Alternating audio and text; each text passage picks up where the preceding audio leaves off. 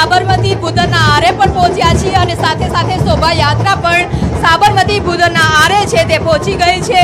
108 કળશ ગજરાજની આગેવાની, ધજા પતાકા, મોટી સંખ્યામાં ભક્તો અને બગીઓમાં સાધુ સંતો સાથે આ જે શોભાયાત્રા છે તે સાબરમતી ભૂદરના આરે છે તે પહોંચી છે।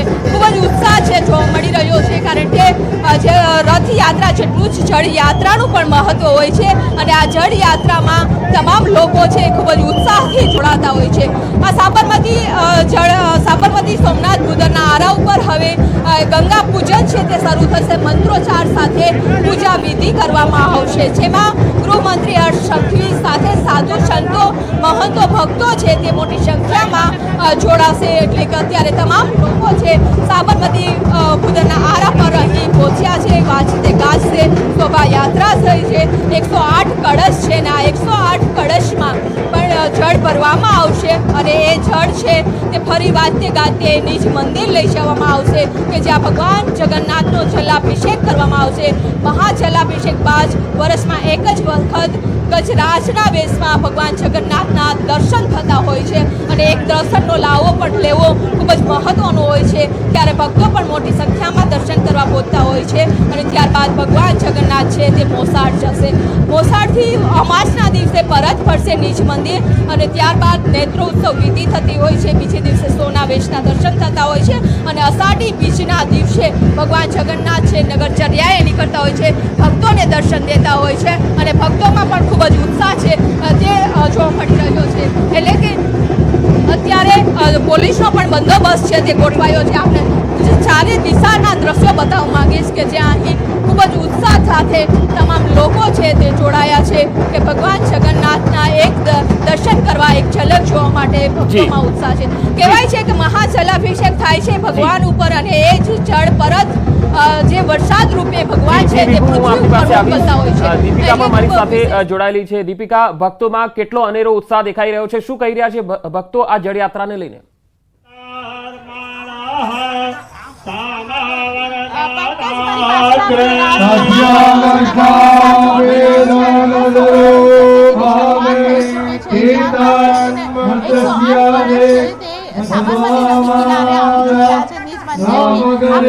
નીકળ્યા હતા અને બસ અત્યારે ધજા પતાકા અને સાથે જે શોભાયાત્રા નીકળી હતી, તમામ ભજન મંડળી હતી તે સાબરમતી નદી કિનારે આવી ચૂકી છે અને પૂજન વિધિની શરૂઆત થઈ ચૂકી છે। સૌથી મહત્વની વાત એ છે કે થોડી વારની અંદર આ તમામ જે પૂજન વિધિની શરૂઆત થશે અને તેમાં ખાસ કરીને રાજ્યના ગૃહમંત્રી હર્ષ સંઘવી પણ આવશે। તમામ લોકોમાં ઉત્સાહ બેવડાયો છે। ત્યારે આપ જોઈ રહ્યા છો કે 108 કળશને ખાસ કરીને અહીં સાબરમતી નદી કિનારે લાવી દેવામાં આવ્યા છે અને જે પ્રકારે પૂજન વિધિની શરૂઆત થઈ ચૂકી છે, ગંગા પૂજન કરવામાં આવશે અને આ જ જળથી જે આપ 108 કળશને જોઈ રહ્યા છો કે જેને પીળું કપડું બાંધવામાં આવ્યું છે, ઉપર આસોપાલવ છે અને શ્રીફળ છે, તો કહી શકાય કે શુકનબંધનો આજનો દિવસ અને તેમાં પણ પૂજન વિધિ અને શાસ્ત્રોક્ત વિધિ પ્રમાણે શાસ્ત્રોમાં જે પ્રકારે લખાયું છે તે જ પ્રકારે વિધિ કરવામાં આવી રહી છે। ગંગા પૂજન કરવામાં આવી રહ્યું છે। તમામ 108 કળશની અંદર ખાસ કરીને સાબરમતી નદીનું પાણી છે તે ખાસ કરીને આ 108 કળશમાં થોડું થોડું ભરવામાં આવશે।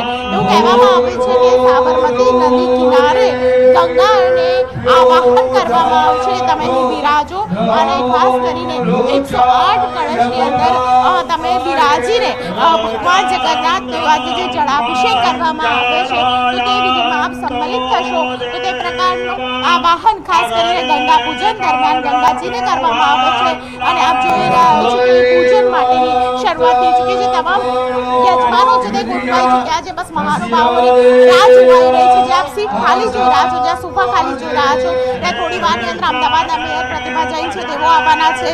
સાથે મેં ગૃહમંત્રીની વાત કરી હર્ષ સંઘવી તેઓ આવવાના છે। પૂર્વ સીએમ જેઓ હતા, પૂર્વ ડેપ્યુટી સીએમ જેઓ હતા નીતિન પટેલ તેઓ પણ આવવાના છે। તો પરિવાર સમેત તમામ લોકો આવવાના છે અને તમામ પ્રકારની જે તૈયારીઓ છે તેમના આવવાની તે માટેની તૈયારીઓ શરૂ થઈ ચૂકી છે।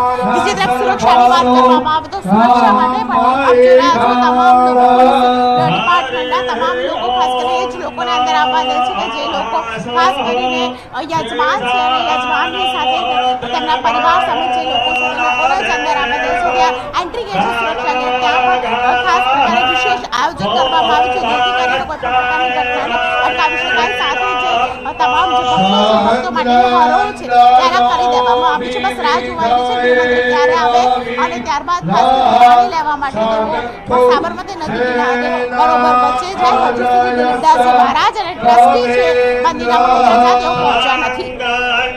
જી દીપિકા, જે મહાનુભાવો છે તેઓ આવી જાય ત્યાર પછીની જે પૂજા હોય છે એ કેટલો સમય સુધી ચાલતી હોય છે? લગભગ 1 થી 1.5 કલાક જેટલો સમય પંકજ લાગતો હોય છે. આપ જોઈ રહ્યા છો મહેન્દ્ર જેવા થોડીક વારમાં આવી ચૂક્યા છે. તેઓ અહીં સાબરમતી નદી કિનારે પહોંચી ચૂક્યા છે. તેમની સાથે દિલીપદાસજી મહારાજ, હાથમાં તમામ પ્રકારના પૂજા વિધિનો સામાન છે. મંદિરથી જે પણ લેવાનું છે તે તમામ વસ્તુઓ લઈને તેઓ હાથમાં થાળી પૂજનને તેમના સાથે અનુયાયીઓ અનેક લોકો આવી ચૂક્યા છે.